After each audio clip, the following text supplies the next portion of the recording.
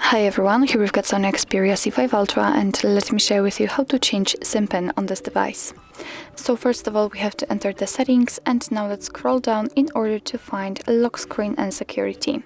Now let's scroll down again in order to find the setup SIM card lock option.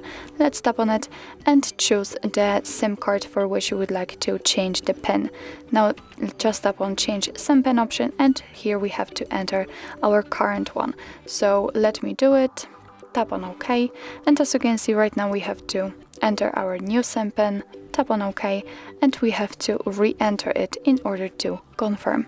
And as you can see, the SIM pin has been changed successfully, so it means that from now on, if you will restart your device, then it will require the new SIM pin.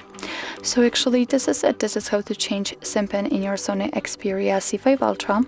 Thank you so much for watching. I hope that this video was helpful, and if it was, please hit the subscribe button and leave the thumbs up.